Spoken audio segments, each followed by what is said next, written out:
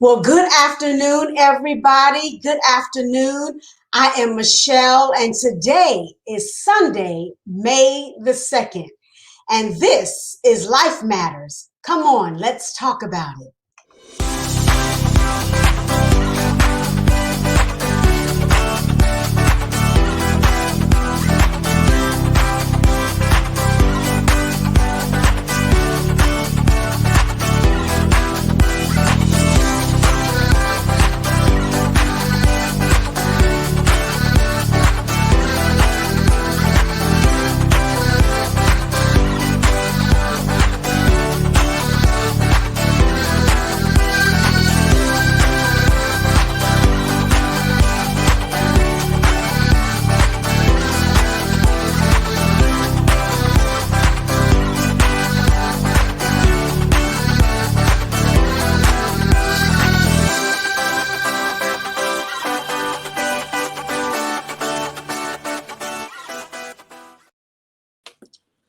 Well, good afternoon, everybody. Good afternoon. This is Life Matters with Michelle. I am Michelle Irby Johnson. I am your host, and I want to thank each and every last one of you for joining me on today on another edition.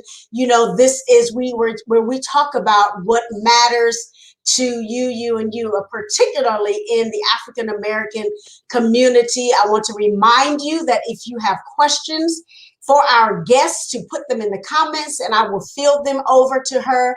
And today I want to introduce to you all to Miss Tabitha Wilson. Say hello to the people, Tabitha. Hi, everybody. Hi, Michelle. Thank you for having me. You are so welcome. You're so welcome. I'm excited to have you. It seems like a long time coming, but really it isn't. But I'm excited you said yes. So I'm going to introduce you to the people, read some of your bios so they know exactly who we are sharing with on today. Tabitha is a graduate and former clinical medical instructor at Howard University, where she received her board certifications as a registered dietitian and physician's assistant. She obtained her master's degree from the University of Nebraska with a specialty in general cardiothoracic surgery. I need my glasses. Tabitha practiced as a dietitian and a physician assistant in various areas of medicine, cumulatively for more than 25 years. Ladies and gentlemen, she looks like she's 12, but I just wanted to say that. She is a proud autism mother and an anti-bullying advocate that has always been most passionate about working with pediatrics. She has a special love for children with a genuine compassion and magnetic connection with children on the autism spectrum. She has written a book. This has been her childhood passion to become an author, and it has come to fruition. And I'll tell you how I know in a minute, which is a heartfelt true story that will be enjoyed by both fiction and nonfiction readers. She speaks passionately about, with unbridled emotion, her raw and traumatic experience as she battles the school system, diligently fighting for the rights of behavioral challenged autistic son and her daughter living as a victim of bullying. I can go on and on, but we'll get into that a little later. So Tabitha's personal motivation to write comes from her mother. Her main spiritual inspiration that has kept her eyes focused on and set on fulfilling God's plan for her life comes from many sermons of Pastor Sarah Jakes Roberts. Don't you just love her? Oh my God. I love her. I'm sorry, I have to jump in there because I just watched the sermon from her last week, said wet wood still burns. And I tell you, it blessed my whole life. So welcome once again, my friend. Welcome once again, ladies and gentlemen. We are talking to Miss Tabitha Wilson, and we're going to discuss today, we're going to talk about autism and bullying, the depth of a mother's love. And we all know that when it comes to our babies, we don't let people just do and say anything when it comes to our children. I'll say that, okay? So this woman's beautiful story, and the reason I know about her story is because I edited her book. And so it's power packed. I mean, I was on the edge of my seat the whole time, but we're going to jump right in. So we're talking again about autism and bullying, the depth of a mother's love. So Tabitha, if you can give us a working definition of autism, what does it mean to say somebody's on the autism spectrum? Because a lot of people don't know what that means. And we know that April was Autism you know, Where, month, you know, the right. month of autism, where we recognize it and we you know, talk about it. So tell us what autism is Okay. and what living on the spectrum looks like. Okay. So autism is a developmental condition that it's identified in various ways.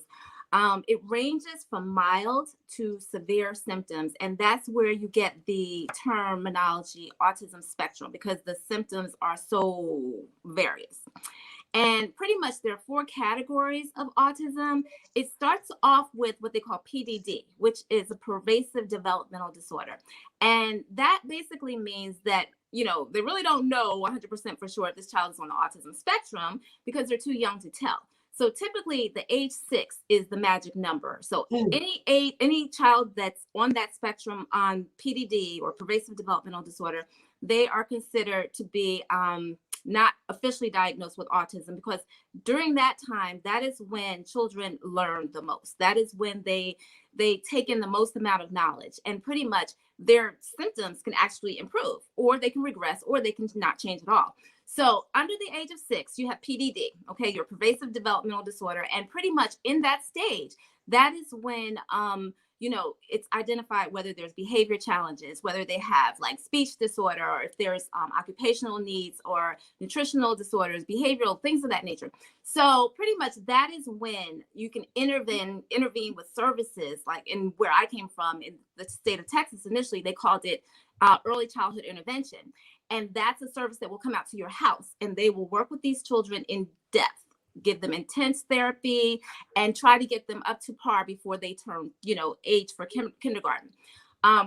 If they are not on task by the age of 3, then that is when they are actually eligible to start public school, and they'll get a jump start in school before their peers come for kindergarten. So Mhm. that's pretty much the PDD side of it. Now, at age 6, if they do not progress, then they're considered to be autistic or on the autism spectrum. If they do progress, then the next stage would be, okay, well, this is pervasive developmental disorder, but they've actually improved. So if they've improved, then you don't have any signs or symptoms of autism, or they're so minimal that it can actually be resolved, okay, with the right services and whatnot. So the first part is pervasive developmental disorder, which is under 6. And then you have the child who actually has progressed by the age of 6 and they're not considered to be autistic. And then you have children who are on the spectrum who are considered to be Asperger's. Okay, now a lot of people with Asperger's, they don't consider themselves to have autism, but it's categorized that in textbooks, like that in textbooks. And Asperger's is a higher functioning of autism. Those children actually are way more functional. They're very verbal. They tend to do very well in school. They do well in school. They tend to go on, get jobs, go to college, things of that nature. But they're very, what's the word I want to say? They are very particular. And for the most part, they're serious kids. So like, for example, if you say, okay, oh, we got this assignment that two kids did, and they say, oh, one child says to the Asperger's child, oh, this was just a piece of cake. Well, the child with Asperger's does not see it as a piece of cake, because a piece of cake entails ingredients like milk, Right. eggs, you know, flour. That's what a piece of cake means to them. But when you're, you know, the typical child sees it as in another direction. They look at it differently and they say, okay, well, you know, that just means it's easy. But children on the spectrum don't always perceive things the way that they're said. Okay. Now well, they actually do perceive it, but they over perceive it. So they don't see things, anything out of the norm. And then you have right. And then you have classic autism. So classic autism are your children who have reached the age of 6 and they pretty much have not progressed, or they're pretty much the same as to where they were when they were initially diagnosed with the pervasive developmental disorder, and they need a lot of extra help. So these children tend to have a lot of signs and symptoms of autism, which would include like speech delay. They would have impairment of speech, impairment of their eye contact. They don't give you really good eye contact. They don't have a lot of facial expression. They have ritualistic behaviors. So they are used to things being a certain way, a certain time, or in a certain order. And anything outside of that order, they just can't tolerate. or they cannot deal with transitional changes, things that, changing from one classroom to another is a huge issue because they've gotten so used to a certain way of doing things in one class, they can't move on. A lot of these children tend to have stimming, and stimming is when you might see a person rocking, or you may see them opening. My son would open and close his hands repetitively, and he'll look at his hands. So that's a form of stimming. And this is a sensory thing. This for them is a relaxing, calming thing for them. So the spectrum is so wide. No two children are alike. And really, the fact that you have children who are on the spectrum and everyone is so different, that's what makes it really a puzzle, making it hard to solve because there's no consistency. So that's in a nutshell really what autism is. Well, that's very eye-opening. I mean, because I knew about, I've heard of autism and children being on the spectrum, and I know of adults who are autistic. And now that you've given me the 4 different types, I now understand that the adults that I know of are actually Asperger's because they're high functioning. They do have that serious focus and things like that, but they're functioning. They have jobs. They can hold conversations. They'll look at you and all of that thing. But there are those things that make you say, gives you pause. So now I understand where they are. And right. And also, I'm sorry. Also, now with the classic autism, you can still have high functioning children or adults that are classic autism that are not Asperger's. So there's a fine line between the two. Asperger's, again, they really tend to go on and they go to college and they're successful. And other children with autism can do that with a lot of attention and services. But there's a difference. So the classic and the Asperger's, you can definitely tell the difference between the two. Oh, okay. So we have a question from our audience that says, why is there not a cure for autism? What makes it so difficult other than you said the ranges, or because it's so wide? Is it a chemical thing? Is it a biological thing? What makes it so difficult to cure? So that's not 100% known. And that's why there's so much research going on with autism. Some say it's a chemical imbalance. Some say that it's a genetic factor. There are a lot of theories out there, but nothing have really truly proven to be the answer. Because when you really look at everything, every child is so different, and if there was a pattern of behaviors, it would be a lot easier to trace and track. But there's no pattern, I mean, one child may do this, the other child may do that. They're same age. They just have different levels of functioning. And it's really hard to pinpoint. So I'm not a scientist as far as trying to figure out the cause and what's going on with these children. But I do know, even though there is no cure per se, there are things that can make the symptoms a lot better. Okay. There are a lot of things that can make it better. And getting the proper services is key. I mean, that's number one, especially getting it early. Because if you get early childhood intervention, then you're really jumping ahead of the game, getting the child on track, educationally. And that's a key factor. Then there's also socialization issues because these children have difficulty trying to make friends. I mean, it doesn't mean they don't want friends. A lot of them do want friends, but they have difficulty with making friends because they don't know how to. They don't know how to engage. They don't know how to reach out to other children and say, hey, let's play this. They don't do that. They just don't do that. Wow, that is so interesting because, I've heard people who have autistic children or who have, had autistic, children in their classrooms or what have you, or mothers who have said, what did I do to cause this? But essentially, it's not something that they necessarily caused. Right. And again, that goes back to, we don't know the biological, origin of it. We don't know where it comes from.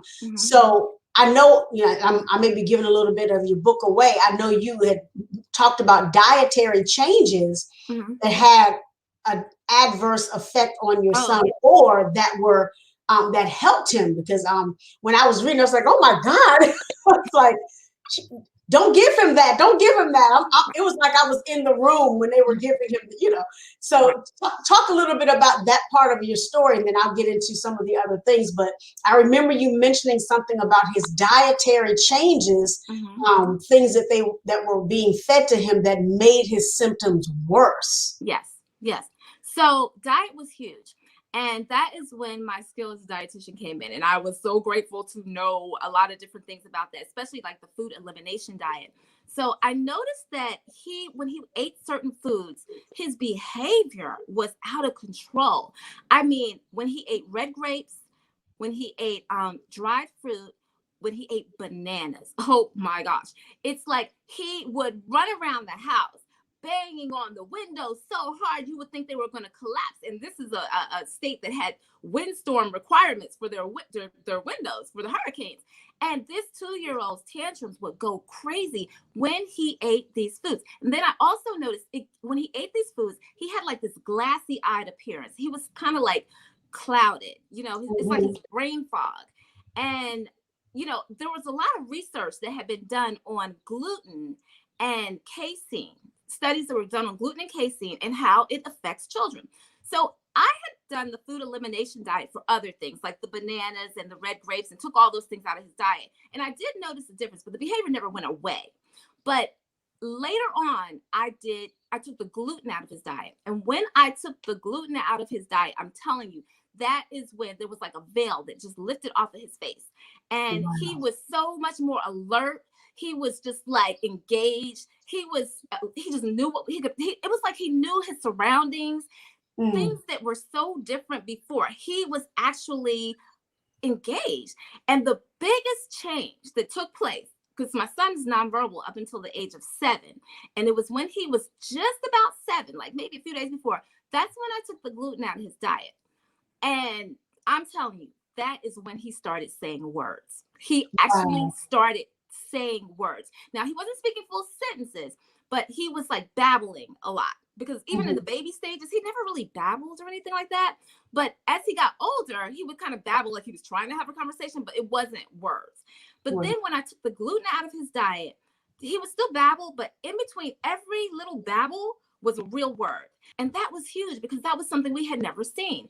And I kept the gluten out of his diet. And as time went by, not even weeks later, I'm talking about days later, he actually started babbling maybe 1 or 2 words, then 3 words. And there was babble, babble, babble, and then car, or babble, babble, babble, house. And then he developed what they call echolalia. And echolalia is when the child tries to repeat everything that you say. Well, technically when they repeat everything that you say, but because he wasn't talking fully, he was repeating. I could tell he was repeating, but he wasn't able to say the full sentence because he was still babbling. But then as time went by, the babble just decreased, and then it diminished, and it was totally gone. And then he started actually speaking in short sentences, then longer sentences, then conversation. And I did not go back to gluten, but he got his hands on some gluten. And when he got his hands back on that gluten, it was like that whole cloudiness just covered his face again. Now, casein was never a real issue for him because he was always lactose intolerant, and he never could do milk or any of that stuff because he had diarrhea and would vomit at the same time. It was just crazy. But gluten, when I took that out, it was a major change. And the behaviors I noticed with the foods was a huge deal. The one thing I will say is that a person who has a child with autism should always get allergy testing. And the reason is because for my son, even though he didn't have it until he was 7, he was allergic, or not even allergic. He had a lot of food sensitivities to just about everything on the planet. And they were not true allergies because the numbers weren't high enough, but he did have a sensitivity to them. And that sensitivity could trigger behavior or could trigger certain things. So that's definitely something that I would totally recommend to always do. Get allergy testing, because he was allergic to cats off the chart. We had cats living in our house ever since he was a baby, and I did not know he was allergic because he didn't show signs of allergy to cats. He wasn't teary-eyed, he wasn't itching. He was just always irritable. But the irritability, it kind of waxed and waned so much where some days he seemed to be happy. It was kind of hard to tell, well, okay, is it the cat or what is it? So there was nothing to really point the finger. But yes, that is how food played a huge role. Wow, that's some good stuff. So how did you know, and this is for others who may be wondering, how did you know you had an autistic child? What were some of the signs, and what was it like raising an autistic child? So I honestly didn't know initially because I was just that, typical mom waiting for my child to turn 1 year old. Oh my God, he's going to start talking. And I was so excited, and I was waiting because it's my first child. I didn't know what to expect. You know, even as a healthcare professional, I mean, I know what the milestones are, but until you're a mom, you don't really know what to expect, you know? So when he didn't start talking at age 1, my antennas went up, and I took him to his pediatrician. And she really wasn't concerned. And I was like, okay, why aren't you concerned about it? He's not talking. He shouldn't be talking. But she said, oh, boys, you know, they take a little bit longer, and, you know, just give him some more time. No resources, nothing. Just, you know, he's good. So I took him back home, and, you know, time went by, and he still wasn't talking. And that is when I, you know, got really concerned, because he was like getting older, and he was like nearly 18 months, and he still wasn't talking. So when I took him back, she still had the same, you know, thoughts and ideas about why he wasn't talking. Oh, just give him more time. And at that point, I was like, okay, no, I know that there's something wrong, because my motherly instinct told me, number one. And secondly, as a healthcare provider, I kind of knew something wasn't right, because I remembered having a child that had autism during my medical rotation. And that came to mind. I was in denial, because I was like, oh God, no, this can't be. So I was totally in denial. But yes, so he ended up going to get neurodevelopmental testing at a local children's hospital, and they came with the diagnosis of autism when he was just about 2. Well, he was 2. And the thing was, you know, the doctor who diagnosed him said, well, he's, you know, going to be mentally retarded, all of this stuff. And I'm like, where did she get this prognosis from? I mean, all of the things that she was asking him to do on the testing, he didn't do it because maybe he just didn't want to do it, but he wasn't very compliant that day. So that's when the diagnosis came in. But because he wasn't compliant, she made the prognosis of mental retardation. I'm like, the devil is a liar. That's not true. Because, you know, how do you base that? Just Right. because the child does not perform that day, they're performing in the moment. You know, they're performing based on how they're feeling that day. It's not, okay, tomorrow maybe it's a better day. Yeah. So you can't make a long-term diagnosis like that, you know, but that's how the diagnosis of autism came along. Now, raising a child with autism, oh my gosh, it was initially, like I said, denial, but I had to come to grips with it, because I was like, I got to, you know, intervene. I got to give him the services that he needs, because there's things that can be done to help him. So it was an emotional challenge, but I will start by just saying that every child is a blessing. Every child is a blessing and a joy. Even an autistic child, I don't care what the child's different ability is, they are a blessing. But when you have a child with autism, it's an emotional roller coaster. And in my situation, because my child had autism with behavior challenges, it was the worst case scenario for me. And the reason is because his behavior interfered with everything he could possibly accomplish. And Wow. it's like you could see your child's potential. You could see it as clear as day, because I'm with him all the time. But when that behavior kicked in, that was when God help me, please fix him, because people need to know he's not mentally retarded. He's not crazy. He's, you know, and what scared me even more raising him as he got older with this behavior is if he would act out in public. Acting out in public, I was afraid, because I'm like, okay, there's a lot going on these days. We know that. And if the wrong person saw him at the wrong time and he was acting out, then what would have happened to him? Because he would have been a target. So it has been an emotional journey, emotional roller coaster. But all I can tell you is that when you have a child who has autism, you have to come to the field ready to bat for them and be the best advocate that you can, because they need you more than anybody. They really do. Absolutely. Yeah. I mean, and again, editing your book, I was turning pages, you know, for proverbially while I was editing it, and I felt the weight of the experience with each incident. I'm going, what are you talking about? What do you mean? I was fussing at the pages, because I'm like, did you hear what his mother said? Right. Yeah. And I was fussing. One of our questions, it says, is there a particular process for getting tested? Outside of, you know, the neurological, the food testing, is there anything outside of that, or is just a watch and wait, you know, type of thing? You may have answered it, but just wanted to make sure that the person who asked the question, you know, is able to get some kind of guidance. I understand. So the process is really watching. observing. Okay, the parent knows the child better than anyone, and I cannot stress that enough, because I mean, I'm telling you, I have the highest respect for these healthcare professionals, but they don't know your child because you live with this child. Yeah. And they can give you all these wonderful recommendations. And these professionals are definitely needed. But at the same time, listening to the parent's history, taking all of that information in is huge, because when you don't listen, then you tend to chase diagnoses that are not real, and you're medicating for no reason, you know? So a lot of times you just really have to watch the child and observe and watch the milestones, because there are pediatric milestones that children are supposed to reach. And if they're not reaching those milestones, then that's why when it's important to really have your doctor notified so that you can say, hey, what's going on? And then definitely having official testing done, because there is a series of testing that's done that will point in the direction of autism.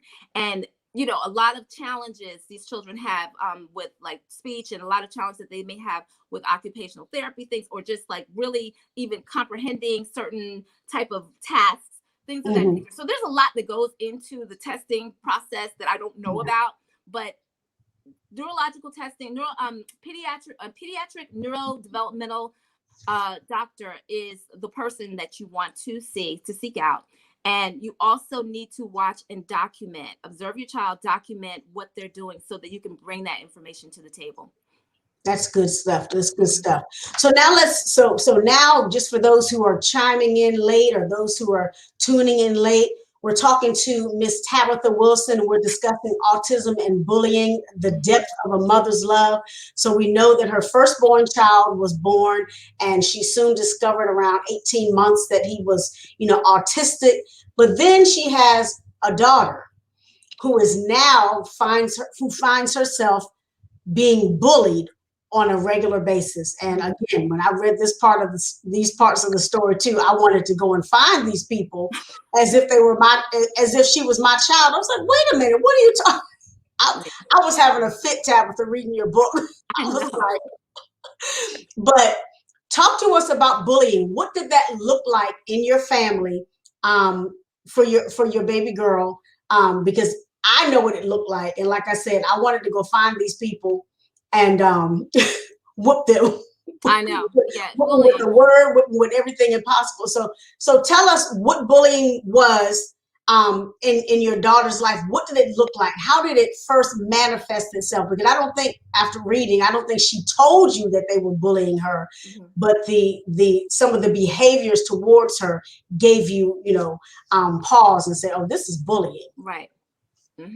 So bullying, just to let you know, bullying is pretty much inappropriate use of power. Okay. And that is power that's being used to intimidate someone, or maybe to just mistreat them, or just fight, things like that. So bullying is a misuse of power.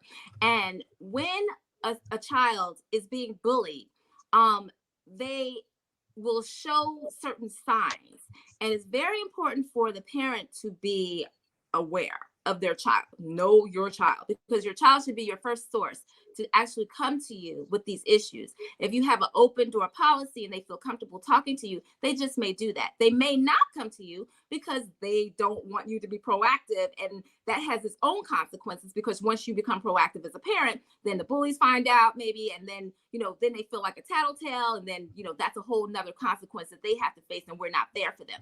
But in my personal situation, I was very familiar with bullying.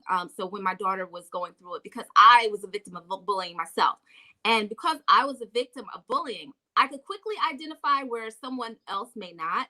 And it started off with, just kind of isolating herself in her room, not wanting to come out. Then I noticed her grades started to go down, and she was like kind of withdrawn. She stopped eating as much, and her sleep pattern was like always off, and she was having nightmares. Then there was a lot of avoidance. Okay, so she would wake up, Mommy, I'm sick, I can't go to school today. Or when she got to school, then it was always a frequent trip to the nurse's office, because she was trying to get away from her bullies, like leaving the classroom. Then there was anxiety all the time. Like anytime you would say something to her, she was just like off the chain, just things that were not the norm, but her behavior changed. it was out of character for her.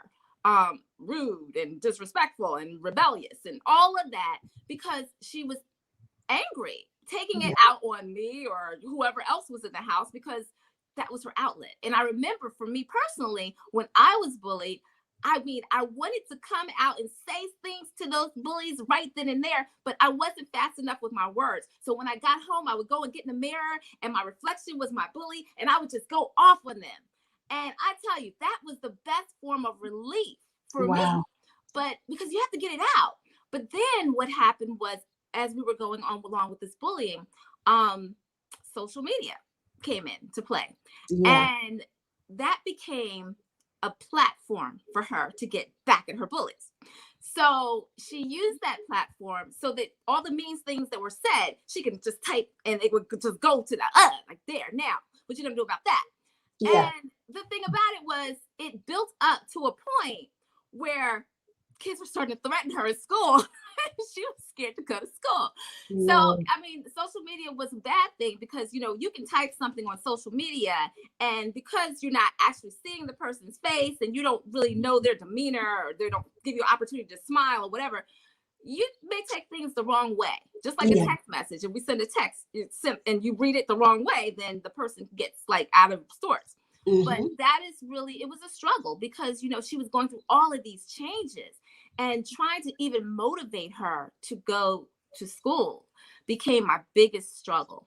Huge struggle. Yeah, it was hard. It was really hard. So as a parent of a bullied child, I mean, I know you had different, you know, levels of anxiety with an autistic son. How was your anxiety with a bullied daughter? I mean, and you had to balance both sides, and we're going to talk about that in a minute. What was your emotional level dealing with your daughter who was being bullied, knowing that was your history? It was hard because you know, you're understanding, but at the same time it was hard for me because I saw myself in her, and I saw how she was feeling and how she was hurting, and it just brought back memories. You know, okay, I'm older now, but believe it or not, even though I'm older, I think about the past. And you know, this is something, she's a beautiful girl. Yes, she is. About this beautiful girl who doesn't even see her beauty. And it's like she's always downing herself, her confidence. I mean, she was once this person who was like vibrant and oh my God, she just knew she was all that. But then these peon kids who just have no respect for life in general, they just started downing her and beating her down, maybe out of jealousy or whatever, but it was getting to her. And because she was weak, that makes you an easy target for spiritual warfare. And then it just really started coming on. I mean, it just really started coming on. So it was really hard to manage because I could see myself in her, and because all I could do was be an advocate for her, which is, I think, more than enough. Because if you have a strong parent who's an advocate, schools, they're going to listen. I mean, they will listen, you know, especially when you start, you know, typing emails and putting names in them. You just start throwing that stuff around. Yeah, they're going to listen to you. But the well-being and the mental health of the child is really ultimately going to be the biggest factor that's going to be, you know, harmed in the end. Yeah. And I have to say, again, reading your book, ladies and gentlemen, when we say advocate and the depth of a mother's love, let me tell you, Miss Tabitha Wilson went to the nth degree. I promise you, when we talk about letters, when we talk about going to the board, she did. I was reading this book, and Tabitha, I was like, yes, mother, yes. You have to do that. I mean, that's what you have to do. It is. I mean, and I think a lot of us, you know, particularly in our community, and I'm gonna step back and then I'll come back forward. When you were talking about how you were saying something, you know, was off about your son, and the lady was like, give it time, give it time. We have to understand in our community, people who do not necessarily look like us are going to downplay, you know, what we say we need. And so Right. that's where those medical disparities come in, because, you know, in the African American community, oftentimes they feel like, you know, they don't need to tell us because they don't think we're going to have the money to pay for the medicine. They don't think we're going to have the insurance to pay for the surgery or whatever. So they kind of slight us a little bit. But I think, you know, that if I can say this, Black Mama syndrome came out because you were like, wait a minute. We don't do this with my babies, the Right. autistic one or the bullied one. And the power that came out of you, it just what I read, I almost felt like you were breathing down my neck. I said, girl, woo. I mean, I'm telling you, we're going to talk about the book later, but when I read the story, it was, you know, it was a page turner, and I felt your passion for your children come through those pages. And so when you say you're an advocate for your child, I think we all need to advocate more for our babies. Sometimes we're like, oh, just let them grow up, or, you know, they'll find their way, let them bump their head or whatever. But when it comes to the point where society is, you know, putting a mark on your child, or society is shunning your child, that's a whole nother ball game. You know, because we want our children to be able to acclimate to life, assimilate into what life is going to be. And we try to give them not so much an easy path, but let them know life is going to be life, but we're not going to let anybody abuse them either, whether it's physical or mental, emotional, whatever the case may be. So I'm going to say bravo to you to be an advocate. You know, again, we're talking about, you know, autism and bullying, the depth of a mother's love. Now, let me ask you this question. How did you balance the episodes that your son was having and the episodes that your daughter was having? Because there were times in the book that they were both having episodes at the same time. Yes. I don't have hair, so I would have, you know, how did you manage that? Other than the grace of God, how did you manage that? Because again, I felt your pressure through the pages. So I'm like, you had an episode with your son and an episode with your daughter, and they were going on concurrently. Well, you said other than the grace of God, but it was the grace of God. That was it. Because otherwise, I think I was going to have a nervous breakdown. I mean, it was so much. And plus, I had to work full time. You know, I was a full-time mom, full-time, you know, worker. And I had to work. And a wife. And a wife. That came a little bit later, but yes, and a wife. And it was stressful because, you know, your child, like you said, you have to advocate for them, because when you have a child with autism, they have a window of opportunity, and you want to catch everything before that window of opportunity closes. And then when you have a child who's been bullied, they also have a window of opportunity that you have to catch, because that confidence, that self-esteem, once it goes down to a certain point, it's really hard to bring it back up. So it was a struggle. It was emotional. It was a ride. And I'm telling you, there's no easy way to explain it, because there were days where I thought that I was just not going to make it. I thought I was going to just die because I couldn't handle it. It was so, well, I can't say I couldn't handle it, because I did, but I really thought that, you know, every day might have been the last, because it was to the point where it was giving me chest pain. I was having headaches, and I was starting to not take care of myself. I wasn't eating, and I wasn't sleeping. I was up all hours of the night writing letters and trying to fight for them.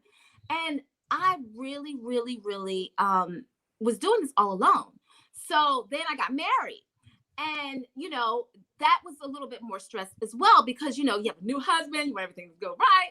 But the thing about it was the kids' issues still were not under control. So when you bring a new spouse into that situation, then you got chaos. That's all there is to it. It's just chaos. It's off the chain. So it was off the chain. Wow. No easy way to put it. It was not easy. That's it. Yeah, I didn't feel like it was, because I felt like I wanted to run through the pages and come and help you. I said, well, let me type a letter for you. Let me do something, because I said, you are doing the most. You're working, you know, you were working at a prison at one point, you know, it was just a whole lot going on. And I was like, oh my God, dear child. Yes. Oh my gosh, it was crazy. I had anxiety after I read each chapter, and I was like, okay, if I'm just reading it, she's living it. My I was God, living please it. be offense. And you know, But the thing is, I always wonder, is anyone else going through this? You know, is anyone else, do they even get it? I mean, and I just don't know if anyone in the world was ever even experiencing anything close to what I was experiencing. And that's really one of the reasons as well why I wrote this book, because there are people in the world who are dealing with either one or the other, maybe both. right. And there is a way out. And I just need to be there for these people because my heart feels for them. It's just a message that needs to come out that, hey, look, there's hope for you. There is hope. Yeah. Mm-hmm. So, um, let me ask you this. So, first of all, let me ask you this question. How did you help your baby girl get over the bullying? How did you all overcome that? Let me ask you that first. So that was really a struggle because it took me to places where I never thought I would go. Hmm. Her struggles actually involved some hospitalizations for her, and it was that deep, that serious. Yeah. And for the most part, it was about getting her into social groups that were positive, Hmm. surrounding her around positive people. I actually had to, um, we had to find out what her coping skills were. So during this process, she learned to do hair. She's amazing at doing hair. And she has these Bratz dolls. And she put like 7 rows of cornrows in this Bratz doll's head. Now, granted, their heads are bigger than their body, but the fact that she was able to put 7 rows of cornrows in this Bratz doll's head, I was like amazed. I was like, oh my God, you were talented too. You're Yeah. not only beautiful, but you're talented. And then I found out, oh my gosh, she's an excellent dancer. And she joined the praise dance team at the church. And she Mhm. really started getting into that. And she became, praise dancer. Then she started doing praise dancing solo. And then Mhm. after she was seen doing praise dancing solo, they asked her to dance at like the NAACP jazz breakfast, and she had performed at like talent shows and Black History festivals and things of that nature. And she actually just won second place for a contest that they had for Delta Sigma Theta, and it was a talent show. So she had to find her true coping skills. That was huge for her. So getting Mhm. her through that was really about coping skills and keeping her engaged, trying to keep her off of social media. But then we had COVID-19 that came around. And even though she's in a better place school-wise, COVID only gave the option for social media. And that has always been an issue. So yeah, I think a lot of parents are struggling with that. Yeah, because I was like, wow. All right. So we talked about the bullying. We talked about the autism. Now, something that you mention often in your story is about spiritual warfare. Let's talk about that just a little bit. Okay. Let's hang there for a minute. When we talk about uh, spiritual warfare. Now, a lot of people don't tend to believe that, when your child is going through this or whatever, because if they're not spiritual, they're not going to know, because the only spiritual things can be discerned by the spirit. We know that, Right. right? Yeah. So what was your indication that this was spiritual warfare, and how did you handle it? Because everybody, even they're Christian or not, they don't know how to handle spiritual warfare. How Right. did you handle the spiritual warfare aspect of what you and your children were enduring? So spiritual warfare is pretty much that struggle between good and evil. Okay. And it's something you can't see because it's invisible. And I don't know if you remember back, and you're probably not old enough to remember this, but back in the day, there was a show called Gumby. Okay. I And do remember that. you remember I'm older Gumby? than you. So so it's called Gumby.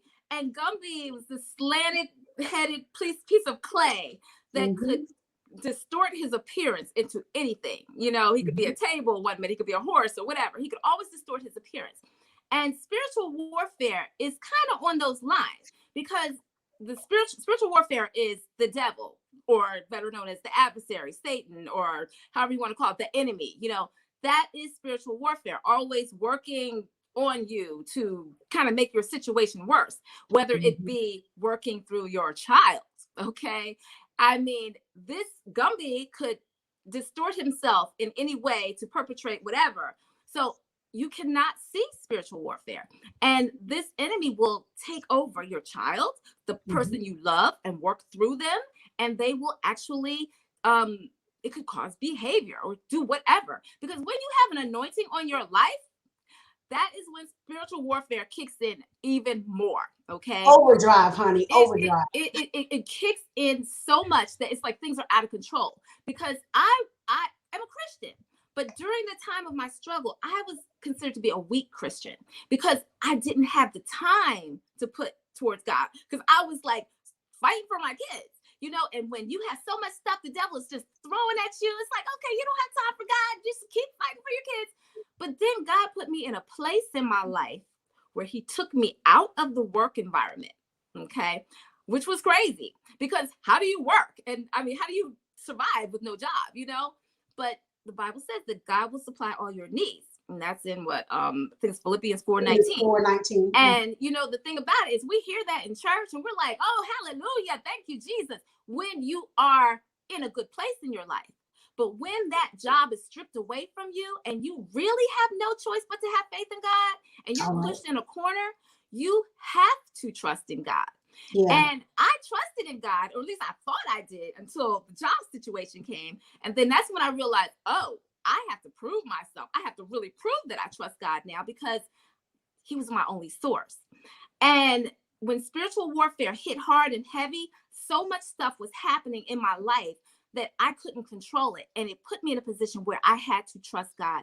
I prayed, I fasted, I did whatever I had to do. And I had to actually get to a point where I asked God, what is it that you want me to do, God? I'm here. Just tell me what I need to do. What is my destiny? What's my life? What's my purpose? And when I did that, I got the answer.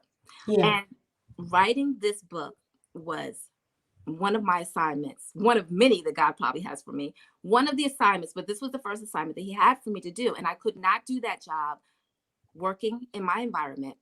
I had to praise him, because I was a weak Christian.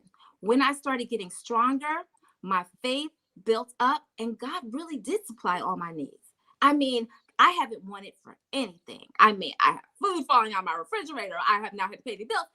I have not. And it's like crazy. It's like, who can even fathom anything like that? But I'm telling you, when you have unwavering faith, you will, I'm telling you, God will bless you, and you praise him, and you do that assignment that he gave you. And I promise you, you will definitely, you will yield from it. So yeah, that's how spiritual warfare came at me. You know, it's really just the enemy just kind of attacking me in different areas of my life, through my marriage, through my children, through, you know, my finances, through my job. Whatever way the enemy can disguise itself and make your situation worse, it was happening. So that was spiritual warfare. Yeah. And I promise you, you see it all through the book. And I'm so glad that you mentioned it, and you talked about unwavering faith, unfailing faith, and true commitment to God, because it is true. We can lean on any scripture as long as we got food in the refrigerator, right, money in the bank, a job to go to, somebody to love us, or whatever the case may be. But let those things be stripped from you for whatever reason. That's when our faith really gets put to the test. That's when they say, the rubber meets the road. And so I'm so glad that you were able to recognize spiritual warfare, but also recognize that the God in you is greater than he that is in the world, and understanding that God in you is better, is the best resource, the only resource, and the only source for any ailment in your life. And so I'm so glad you said that. So we're going to turn a little bit to your book. So ladies and gentlemen, coming soon, Miss Tabitha Wilson's book is coming out. It's called No Cross, No Crown, A Journey Through Autism, Bullying, and Spiritual Warfare. I've edited this book. She's added to it since I've edited it, because, she just won. I told her, I said, girl, you writing too much. But anyway, I've edited this book. And when I tell you, ladies and gentlemen, you got to get it when it comes out. When I find out the release date, I will let you all know. but it's called No Cross, No Crown, A Journey Through Autism, Bullying, and Spiritual Warfare. It is a page turner. It will make you mad. It will make you cry. It will make you, stand up and say, she's my shero. I went through so many emotions editing that book, but it's coming soon. And so, Tabitha, do you have a prospective release date? I know it changed. Do you know what the new release date is? I'm hoping that it will be out by the end of May. That is my hope and my prayer. If not the very, very end of May, the very beginning of June. But I'm aiming for the end of May. Okay, is it going to be on Amazon? Do you know where it's going to be distributed? Because I want people to see this book, read this book, share this book. Yes, it's definitely a must read. I'm telling you. And it's not for just people who have children with autism. It's not for people who just have children who have been bullied. This book is literally for every walk of life, because there were so many people involved that were made major decisions in these children's lives that didn't have to be. Right. And there were people who made major decisions that were, they were in their favor. But, when you're looking at teachers and officers and administrative staffs and nurses and social workers, things of that nature, they have a certain responsibility. Yeah. And when you don't follow that responsibility, that's when things get thrown off. And my children went through all of that, So sometimes you just have to have a book to say, hey, okay, this is what I'm supposed to do as in this profession. I'm supposed to do these things. Why didn't this person do it? Yeah. So that is why this book is really important for people to read, because it brings awareness to them. Awareness to everyone, and then they will think differently about autism. They will think differently about bullying. They will think differently. Now, the book is going to be available on my website at tabithainspired.com. That's tabithainspired.com, and it will be available on Amazon as well. I prefer you to buy it from my site. And yes, so it will be available on Amazon. From what I understand, with this company, it's going to actually be available in Barnes and Noble, a lot of other bookstores. It's going to be available on the what do you call it? The ones you read, the Kindle and the Apple books and all of that stuff. So it's going to be readily available. But come to tabithainspired.com, please. Absolutely. Absolutely. Once again, ladies and gentlemen, we have been talking to Miss Tabitha Wilson, and she's been discussing autism and bullying, the depth of a mother's love. Again, her book is coming soon. No Cross, No Crown, A Journey Through Autism, Bullying, and Spiritual Warfare. It is a page turner. Like she said, it's not just for people who have autistic children or children who are being bullied. One thing I saw through this book, a thread, was accountability. The lack of accountability in people who had a hand in her children's lives. Yeah. And so she had to advocate on a whole nother level. Now, as parents, we advocate for our children. But when I tell you she went to the nth degree for these babies, I promise you that's exactly what she did. And so if you want to know if you can do it, if you want to know if what you need to do for your child is not enough, or whatever the case may be, when this book comes out, again, No Cross, No Crown, A Journey Through Bullying, Autism, Bullying, and Spiritual Warfare by Miss Tabitha Wilson. You've got to get it. It's coming hopefully out in the end of May, if not the beginning of June. You can go to her website at www.tabithainspires.com and pick it up. All right. Oh, thank you so much. This has been amazing. I can't believe that this is the end of the I know. show already. Thank you so much for having me, Michelle. I really am so excited to be here. You are so welcome. For those of you who are tuning in, you can watch the replay on YouTube at Life Matters with Michele TV Official. Once again, YouTube, Life Matters with Michele TV Official. Or you can listen to the show every Friday at 4:00 p.m. on sensationalsoundsradio.net. That's sensationalsoundsradio.net. You can listen to it on the radio, or you can watch it on YouTube at Life Matters with Michele TV Official. If you would like to be a guest on the show, please send me an email at michele@im-mij.com or visit my website at www.im-mij.com/contact us. Once again, we have been talking to Miss Tabitha Wilson, discussing bullying and autism, the depth of a mother's love. Michele, can I Yes, just say ma'am. one thing? The website is Tabitha Inspired, R-E-D, not inspires. So Oh, R-E-D, oh, it was, yeah, it was on the screen. Inspired. Yeah, Inspired. it has the D, but I don't have my glasses on, so That's okay. I'm doing the best I can. It's okay. So thank you once again, Tabitha, for coming on and being a part of the show, Thank for you. giving people insight into your life, the depth of a mother's love, having to balance, an autistic child and a bullying child all at the same time, and a marriage that did not survive as a result of your love for your children. Amen. But we know that God's got you and He's got something for you very, very special. And again, we want everybody to just appreciate your children, take care of your children, look out for your children. Nobody is responsible for your children the way you should be. Don't just Right. leave them to the babysitter. Just don't let the school raise your babies. Right. Don't do that. Be responsible and accountable, aware and watchful over your baby's lives. Yeah. Once again, thank you, Miss Tabitha. You're welcome. Thank you for having me. Yes, ma'am. Yes, ma'am. Well, I am your host, ladies and gentlemen, Michele Irby Johnson, and this has been Life Matters with Michele. This is where we talk about what matters to you, because what matters to you also matters to me. We'll talk again next week, and you all have a blessed day. Bye-bye.